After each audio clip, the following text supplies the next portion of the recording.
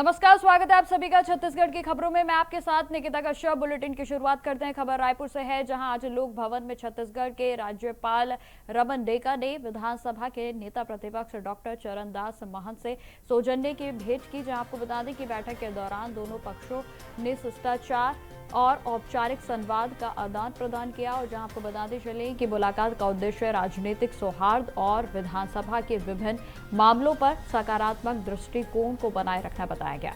और जहां दोनों नेताओं ने एक दूसरे के दृष्टिकोण और सुझावों को भी साझा किया।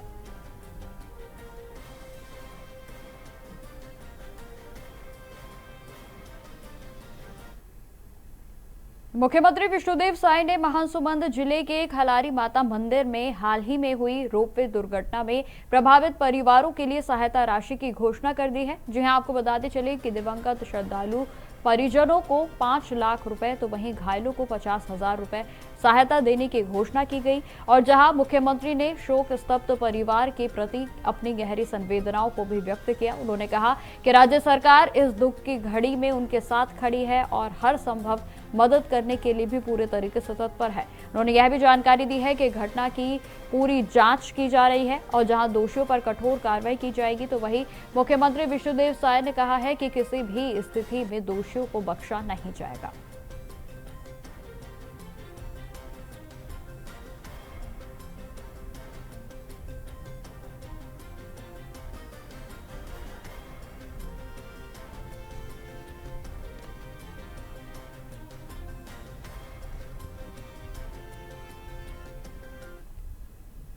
मुख्यमंत्री विष्णुदेव साय आज बालोद बाजार के दौरे पर हैं, जहां आपको बता दें कि मुख्यमंत्री ने दीनदयाल उपाध्याय भूमिहीन कृषि मजदूर कल्याण योजना के तहत प्रदेश के 5 लाख परिवारों के खातों में 495.96 करोड़ रुपए की राशि को सीधे ट्रांसफर किया है। और जहां प्रत्येक लाभार्थी को 10,000 रुपए की सहायता राशि दी गई। और इसके अलावा उन्होंने क्षेत्रीय विकास के लिए महत्वपूर्ण योजनाएं उनकी घोषणा उनकी ओर से की गई। और जहां आपको बताते चले कि जिसमें पराली के गोंड समाज भवन के साथ साथ कसडोल में कंवर समाज भवन के लिए भी 50 लाख रुपए के साथ ग्राम ओडन के विकास के लिए भी 25 लाख रुपए दिए गए हैं। और जहां पलारी के ब्लॉक में शहीद वीर नारायण सिंह और रानी दुर्गावती की प्रतिमाओं का भी अनावरण किया गया।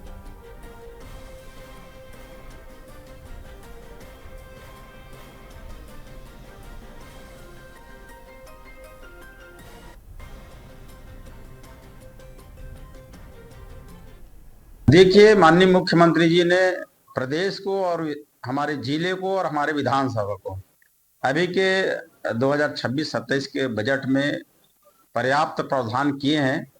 और अभी अभी बजट प्रस्तुत हुआ है, तो हमको कुछ अभी ये नहीं लगता कि फिर से अभी मांगा जाए, और बहुत कुछ दिए हैं। और हम सबके लिए गर्व की बात है कि कल बलौदाबाजार आ रहे हैं और यहाँ से पूरे प्रदेश के भूमिहीन कृषक जो मजदूर हैं उनको पंडित दीनदयाल उपाध्याय भूमिहीन कृषि कल्याण योजना के तहत जितने पंजीकृत हमारे मजदूर साथी हैं उनके खाते में 10,000 रुपये के यहाँ हस्तांतरण किया जाएगा। लगभग 5,62,000। अब खबर कवर्धा से है, जहां निवास में कुख्यात नक्सली पापाराव के आत्मसमर्पण के बाद उप मुख्यमंत्री और छत्तीसगढ़ शासन के गृह मंत्री विजय शर्मा ने पत्रकारों को जानकारी दी। जहां उन्होंने कहा कि पापाराव नक्सली राज्य में नक्सलवाद का आखिरी बड़ा नाम था और इसके आत्मसमर्पण से यहां पर हिंसा का अंत होगा। तो वहीं उप मुख्यमंत्री ने आगे यह भी कहा कि नक्सलवाद लगभग समाप्त हो चुका है। पापाराव की गिरफ्तारी राज्य में शांति की स्थापना की दिशा में एक बेहद ही महत्वपूर्ण कदम है। जहां उन्होंने आगे क्या कुछ कहा है, आप सुनिए। कहीं न कहीं सेटल हैं, उन्होंने दम कर रखा। और जब मैं आपसे बात कर रहा हूं तो यह बात सुनिश्चित हो गई है कि अंतिम DKSZC लेवल का जो नक्सल कमांडर था पापा राव, वो अपनी पूरी टीम के साथ आज पुनर्वास करने वाला है। जब वो पुनर्वास उसका हो जाएगा तो तकनीकी तौर पर हम स्पष्ट रूप से कह पाएंगे अब छत्तीसगढ़ की सीमा प्रांत में इस लेवल का DKSZC लेवल का या उससे भी नीचे लेवल का कोई नक्सली अब नहीं है। पार्टी मेंबर लेवल के या एरिया कमेटी लेवल के जो मेंबर्स हैं नीचे, वो कहीं ना कहीं सेटल हैं। उन्होंने दम कर रखा सामान, वो कहीं जुड़ गए सबके साथ, और सशस्त्र अब वो नहीं है। इस तरह से शेष जो नाम छत्तीसगढ़ के संदर्भ में आते हैं, 2-3 नाम हैं, वो शायद आपको भी ध्यान होंगे। वो नाम सारे ही अब तेलंगाना में सक्रिय हैं। अतः छत्तीसगढ़ की सीमा के अंदर यह चीज समाप्त हो जाएगी आज इस पुनर्वास के बाद। पापा राव की अगर बात करें, क्या इतिहास रहा है उनका? और काफी लंबे समय से मैं सोचता हूं कि लगभग 2.5 दशकों से जंगलों में सक्रिय रहे और इन्होंने अनेक एनकाउंटर्स ऐसे हुए, पुलिस के अनेक ऐसी मुठभेड़ें हुई जिसमें ये थे, परंतु ये स्कैप हो गए। बार बार यही होता रहा इनके साथ। अभी भी ये है कि 25 लाख का छत्तीसगढ़ की सरकार की तरफ से इनाम डीकेजेडसी होने के कारण के ऊपर है, लेकिन ये बात स्पष्ट है कि अब उनका मनोभाव बदल गया है। मेरी खुद भी उनसे बात हुई है फोन पर और बात होने के बाद ये स्पष्ट है कि अब वो आज पुनर्वास करें। पापा राव के आत्मसमर्पण के बाद जो है, क्या ऐसा माना जाए कि जो छत्तीसगढ़ में नक्सलिज्म जो है पूरी तरह से खत्म हो गया है? मैंने कहा आपसे, सशस्त्र नक्सलिज्म का वो स्तर अब समाप्त हो गया। डीकेजेडसी लेवल का कोई भी सक्रिय नक्सली अब छत्तीसगढ़ में नहीं है। एरिया कमेटी मेंबर्स के, डिवीजन लेवल के भी नहीं होंगे। एरिया कमेटी मेंबर के जो होंगे वो सेटल हो गए हैं कहीं ना कहीं। उन्होंने वर्दी छोड़ दी है, हथियार छोड़ दिया है और कहीं है कुछ संख्या हमको ध्यान आता है, 40-45 की संख्या हमको याद आती है जो हमारे रिकॉर्ड में है, और उसके हिसाब से और कोई नहीं है। इस तरह से मैं स्पष्टता से ये कहना चाहूंगा, आने वाले समय में अभी हमारे पास 7 दिन का समय और है। इन 7 दिनों में भी और लोगों के पुनर्वास करने की संभावना है, वो भी पुनर्वास कर लेंगे और छत्तीसगढ़ नियत 31 मार्च 2026 तक सशस्त्र नक्सलिज्म से मुक्त होगा। और कोई बड़ा नाम बच गया है इनके अलावा? मैंने आपसे कहा कि छत्तीसगढ़ के हैं, सक्रियता उनकी गढ़चिरौली में है अथवा तेलंगाना में है, ऐसी सक्रियता उनकी है। सोड़ी केसा है, हिमला बिज्जा है, ये लोग हैं, परंतु ये सक्रिय तेलंगाना में है, इसलिए हम इसको अपने में काउंट नहीं कर रहे हैं। मेरा ख्याल है तेलंगाना वाले भी उनसे संपर्क में होंगे और वह भी वापस आंकड़ों में कितने नक्सली और बच गए हैं? 40-45। खबरों में आगे बढ़ते हैं। खबर रायपुर से है, जहां उप मुख्यमंत्री और खेल एवं युवा कल्याण मंत्री अरुण साहब ने खेलो इंडिया ट्राइबल गेम्स के शुभारंभ और खेल स्थल का निरीक्षण किया, जहां उन्होंने तैयारियों में लगे अधिकारियों और एजेंसियों को समयबद्ध और पुख्ता व्यवस्था सुनिश्चित करने के निर्देश दिए हैं। जानकारी देते चले कि खेल एवं युवा कल्याण विभाग के सचिव यशवंत कुमार भी इस दौरान मौजूद रहे और जहां उप मुख्यमंत्री ने प्रेस कॉन्फ्रेंस में जानकारी दी है कि खेलो इंडिया ट्राइबल गेम्स 2026 का आयोजन 25 मार्च यानी कि आज से 3 अप्रैल तक रायपुर, बस्तर और सरगुजा में होगा। और जहां आपको बता दें कि इसमें 9 खेलों जो है उनको शामिल किया गया है, जिसमें कि एथलेटिक्स, हॉकी और फुटबॉल, तीरंदाजी, कुश्ती। तो वहीं आपको बताते चले कि तमाम इसमें खेल शामिल किए गए हैं और जिसमें कि करीब 3000 से अधिक जनजातीय खिलाड़ी और अधिकारी इसमें 30 राज्यों से भाग लेंगे। जानकारी के अनुसार आयोजन युवा प्रतिभाओं को राष्ट्रीय स्तर पर मंच देने और आदिवासी खिलाड़ियों के खेलों की जो लालसा है उसको एक बड़ा मंच देने के लिए ये कोशिश की जा रही है।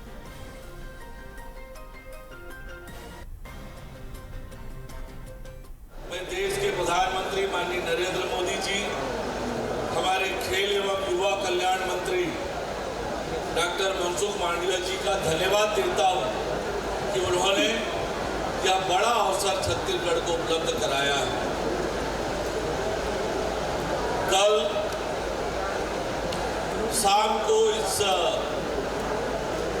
महाकुंभ का शुभारंभ होगा। देश के खेल एवं युवा कल्याण मंत्री डॉक्टर मनसुख मांडविया जी और हमारे राज्य के मुख्यमंत्री आदरणीय विष्णुदेव साय जी की उपस्थिति में कल शाम को नेशनल ट्राइबल गेम्स का शुभारंभ होने जा रहा है। अब खबर कबीरधाम जिले से है, जहां महिला सशक्तिकरण की दिशा में एक अभिनव पहल सामने आई है और जहां पुरुष प्रधान माने जाने वाले परिवहन व्यवसाय में अब महिलाओं ने भी कदम रखा है। जी हां, आपको बता दें कि इस अवसर पर स्वयं सहायता समूह की महिलाओं ने स्टीयरिंग संभाली और उप मुख्यमंत्री विजय शर्मा उनके पैसेंजर बने और इस दौरान महिलाओं ने ग्रामीण परिवहन व्यवस्था में सक्रिय भूमिका निभाते हुए आजीविका के नए अवसर को तैयार किया है और जहां सरस मेले के शुभारंभ के मौके पर उप मुख्यमंत्री विजय शर्मा ने जिले की 10 महिला समूहों को आजीविका ग्रामीण एक्सप्रेस योजना के तहत टाटा मैजिक वाहन वितरित किए हैं और जहां प्रत्येक वाहन की लागत लगभग 7.50 लाख रुपए बताई जा रही है और जिसमें कि 5 लाख रुपए केंद्र सरकार के द्वारा अनुदान के रूप से प्रदान किए गए हैं। महिलाओं को ट्रेनिंग भी दी गई ताकि वे दूरस्थ और वनांचल के क्षेत्रों में यात्रियों को परिवहन सुविधा उपलब्ध कराकर आर्थिक और सामाजिक रूप से सशक्त बने। तो वहीं इस पहल से न केवल ग्रामीण परिवहन सुधरेगा बल्कि स्थानीय रोजगार के अवसर भी सर्जित होंगे।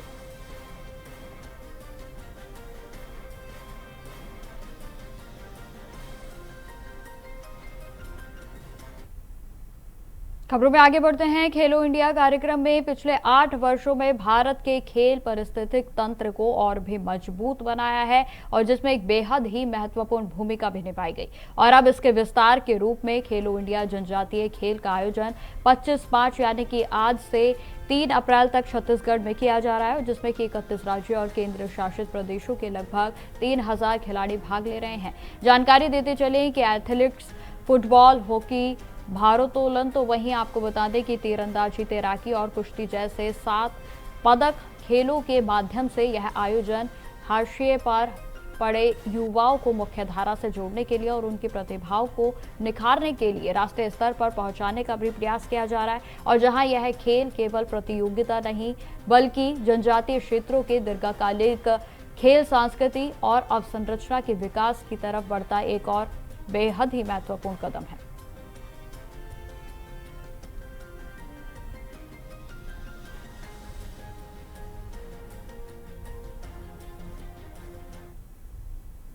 खबरों में आगे बढ़ते हैं। अब खबर बस्तर से है जहां रेंज में नक्सल उन्मूलन अभियान को बड़ी सफलता मिली है। जानकारी देते चले कि दंडकारण्य स्पेशल जोनल कमेटी के सदस्य पप्पा राव और 17 अन्य माओवादी कैडरों ने आत्मसमर्पण कर दिया है और जिसमें कि DVCM प्रकाश पांडवी तो वहीं अनिल ताती समेत 7 महिला नक्सली भी शामिल हैं। जानकारी के अनुसार सभी ने हिंसा का रास्ता छोड़कर मुख्यधारा में लौटने की इच्छा जताई और जहां सुरक्षा बलों को AK-47 राइफल सहित अन्य हथियार भी सौंप दिए गए। तो वहीं इस आत्मसमर्पण को बस्तर में नक्सलवाद के खिलाफ चल रहे अभियान में निर्णायक सफलता माना जा रहा है।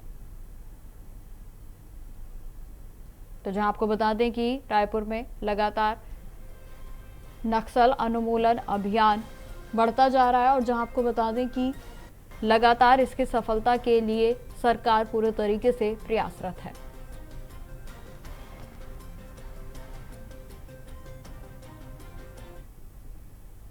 अब खबर महासमुंद जिले से है जहां मुख्यालय से 10 किलोमीटर दूर बिकरोनी के पावनधारा में स्थित मां चंडी का मंदिर हजारों लोगों के लिए आस्था का केंद्र है। जी हां, आपको बता दें कि इस वर्ष चैत्र नवरात्रि महोत्सव धूमधाम से यहां मनाए जा रहे हैं और जिसमें कि भक्तों का जनसैलाब भी देखने को मिल रहा है।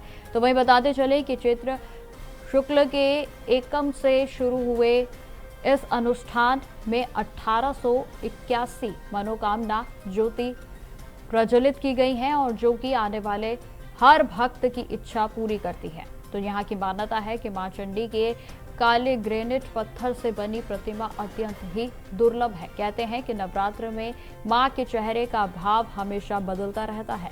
कभी वह प्रचंड तेजस्विनी हो जाती हैं तो कभी सौम्य ममताई के रूप में दिखाई देती हैं और जहां नवरात्र के दोनों पक्षों में यहाँ भक्तों का तांता लगा रहता है और जहां मनोकामना ज्योति कलश की भी स्थापना की जाती है।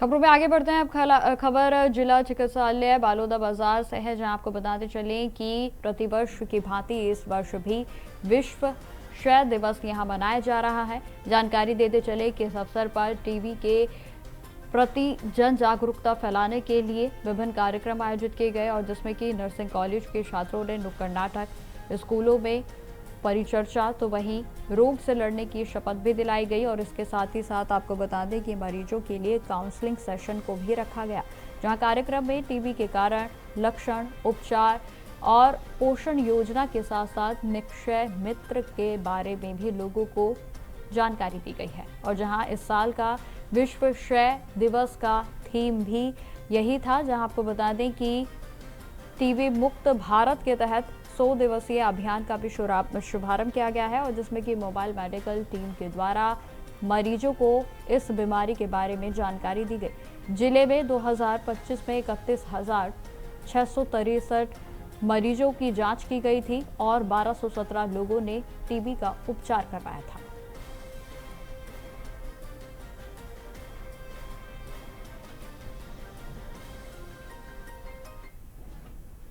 अब खबर बेमेतरा जिले से है, जहां कई क्षेत्रों में अवैध बोर खनन जोरों पर है। जी हां, आपको बता दें कि बिना किसी अनुमति के जमीन में गहराई तक बोर किए जा रहे हैं और जिससे कि भूजल स्तर पर भी गंभीर खतरा लगातार बढ़ता हुआ नजर आ रहा है। तो वहीं स्थानीय लोगों का आरोप है कि प्रशासन को इसकी जानकारी होने के बावजूद कोई भी ठोस कदम अभी तक नहीं उठाया जा रहा है और जिससे कि अवैध खनन करने वालों के हौसले भी लगातार बुलंद होते हुए नजर आ रहे हैं।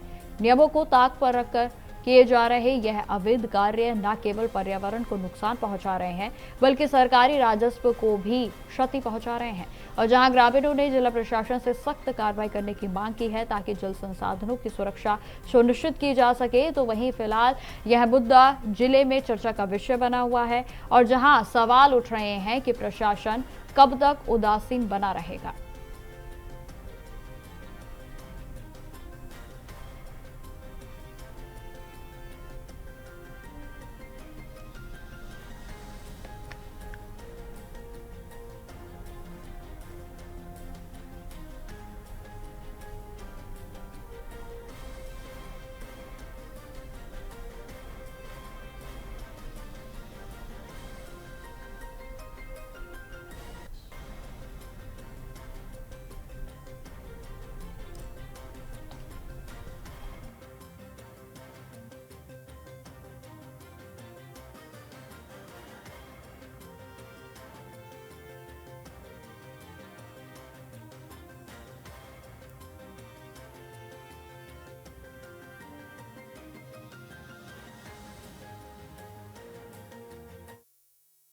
खबरों में आगे बढ़ते हैं। अब खबर डिडोल रोड से है, जहां लोरबी थाना क्षेत्र में तेज रफ्तार हाईवा ने बाइक सवार अज्ञात युवक को टक्कर मार दी और जिससे कि युवक की घटनास्थल पर ही दर्दनाक मौत हो गई।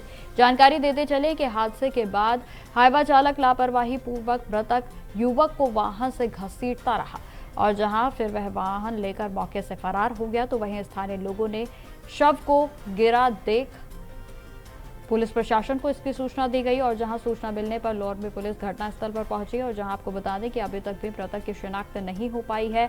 तो वहीं आपको यह भी जानकारी देते चले कि पुलिस पूरे हादसे के कारणों, हाईवा चालक की पहचान और फरार स्थिति का पता लगाने के लिए भी सक्रिय प्रयास कर रही है।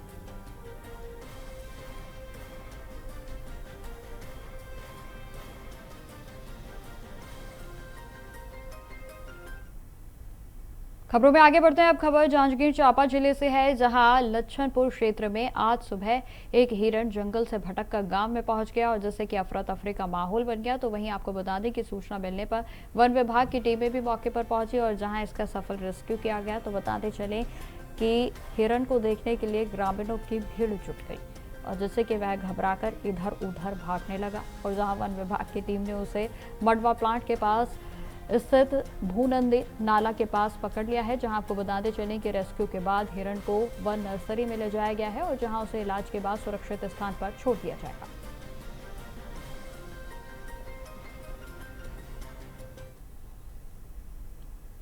खबर रायपुर से है, जहां थाना खमतराई पुलिस ने अवैध रूप से गांजा परिवहन करते हुए 2 आरोपियों को गिरफ्तार कर लिया। जानकारी देते चले कि पुलिस को सूचना मिली कि विजयनगर भनपुरी से अरोरा धर्म काटा की ओर 2 व्यक्ति गांजा लेकर जा रहे हैं और जहां पुलिस टीम ने घेराबंदी कर दोनों आरोपियों को गिरफ्तार कर लिया। तो वहीं उनके कब्जे से 4 किलो 496 ग्राम गांजे को बरामद किया गया है और जिसकी अनुमानित कीमत लगभग 3,20,000 रुपए आकी गई है। जहां आरोपियों ने यह भी बताया कि वे गांजा उड़ीसा से लेकर आ रहे थे और जहां पुलिस ने आरोपियों के खिलाफ एनडीपीएस के एक्ट के तहत मामले को दर्ज करते हुए न्यायिक रिमांड पर भेज दिया है।